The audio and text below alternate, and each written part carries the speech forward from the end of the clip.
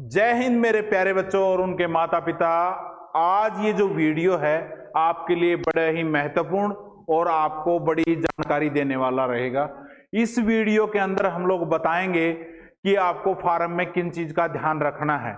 और बहुत सारे बच्चों का मेरे पास कॉल आ रहा है कि रूरल क्या होता है, अर्बन क्या होता है, जो बच्चे ग्रामीण होते हैं और शहरी में क्या अंतर होता है। कई लोग शहर में रहते हैं लेकिन उनको लगता है कि हम शहर में रहते हैं तो हम शहरी हैं। ऐसा नहीं है। काफी सारी चीजें हैं जो कि आपको जानना जरूरी है, और अगर ये भूल आपने की तो आपका बच्चा सिलेक्शन से चूक सकता है। आपको ये जानना बहुत जरूरी है कि आपको रूरल क्या होता है, अर्बन क्या होता है। इससे कोई लेना देना नहीं है कि वो गांव का बच्चा है तो वो रूरल में आएगा या शहर का बच्चा है तो वो अर्बन में आएगा। जो बातें मैं बता रहा हूं वो आपके लिए इंपॉर्टेंट है, और इस बात को ध्यान से सुन लीजिएगा। जो भी मैं बातें बता रहा हूं उसको ध्यान से समझिएगा। जो ये जानकारी माता पिता के लिए है। माता पिता जानेंगे तभी वो अपने बच्चे का फॉर्म सही से फिल कर पाएंगे। अभी ये कौन कौन बच्चों का किस प्रकार से तीसरी, चौथी और पांचवी आप देख रहे हो कि ये मैंने क्यों लिखा है। इसके पीछे का बहुत बड़ा रीजन है जो कि मैं अभी बताने वाला हूं।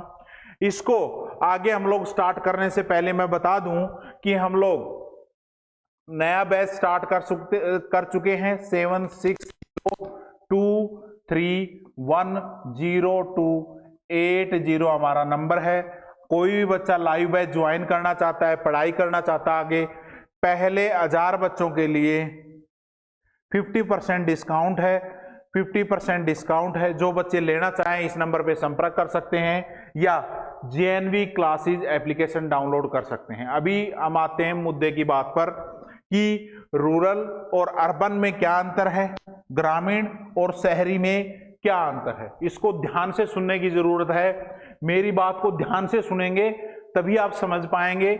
मैंने लिखा है तीसरी क्लास, चौथी क्लास और पांचवी क्लास।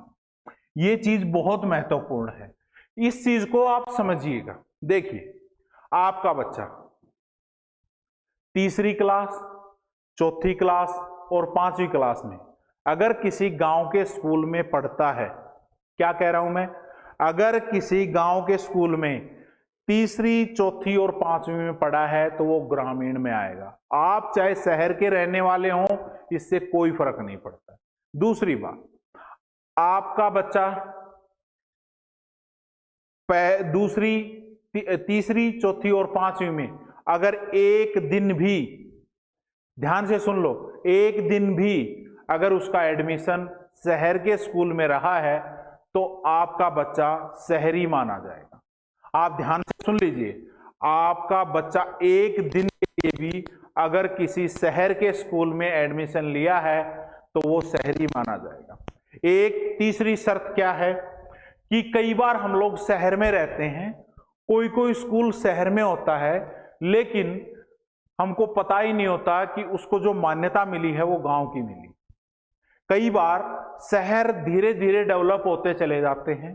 पहले वहां कभी गांव होता था और तब उसको परमिशन मिली थी उस स्कूल को। उस स्कूल एक्चुअली में गांव का है, लेकिन वो शहर धीरे धीरे बढ़ने की वजह से वो शहर का विकास हो गया है और उस स्कूल की जो मान्यता है ग्रामीण है। अगर इस प्रकार का कोई स्कूल है, आप अपने स्कूल में जाके पता करें कि आपका स्कूल को जो मान्यता मिली है वो शहरी है या ग्रामीण है। आपको ये जानना जरूरी है।